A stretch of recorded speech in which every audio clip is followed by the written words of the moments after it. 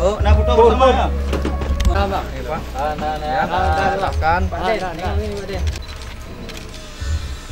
Ambil pandangan burung banjir di sini yang beberapa hari ini mengungsi. Mungkin Pak Kadus, Pak Desi, kami mohon Pak Desi ini dibagikan sama rata.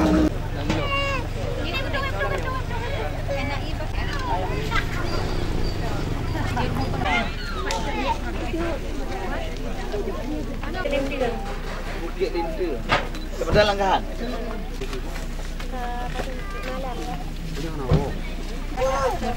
Hải Việt nó cái gì ạ anh? Đi nào, đi lầu.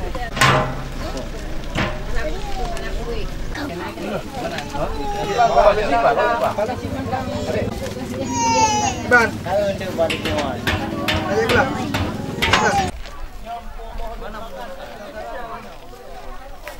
Oke, nom dong. Tiap kuah ya.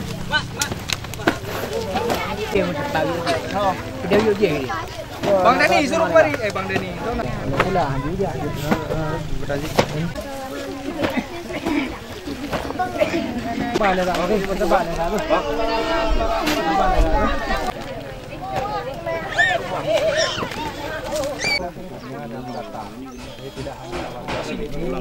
Dari guruku dari Dira mana Dira? Cikgu.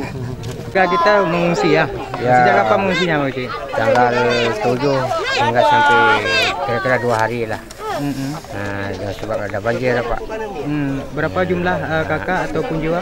Berapa jumlah kakak yang ada yang berfungsi kira-kira 50 sekian lah.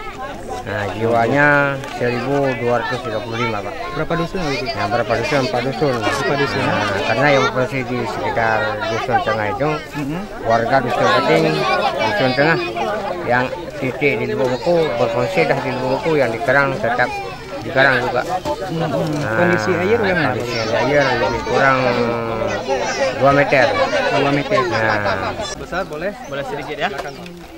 Hari ini kegiatan amal sosial kondisi membantu masyarakat korban banjir di Langkahan. Ada 2 titik hari ini yang kita datangi, yaitu di Desa Tanah Merah dan Desa Bukit Lintung.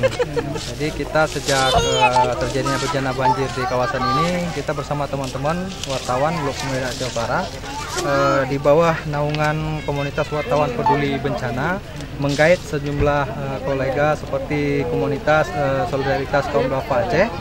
Jadi alhamdulillah hari ini bantuan teman-teman yang dipercayakan kepada kita sudah kita sampaikan kepada pengungsi di sini, dan tadi baru saja selesai, dan sekarang kita akan melihat kondisi real, kondisi di wilayah Bukit Lintung ini bersama teman-teman. Kita akan menuju ke lokasi banjir.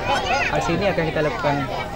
Iya, aksi ini akan kita lakukan karena kita memiliki komunitas wartawan peduli bencana, dan bukan banjir di sini. Sebelumnya juga kita pernah menggalang waktu banjir bandang di Aceh Tenggara dan korban erupsi Gunung Sinabung juga kita lakukan hal seperti ini.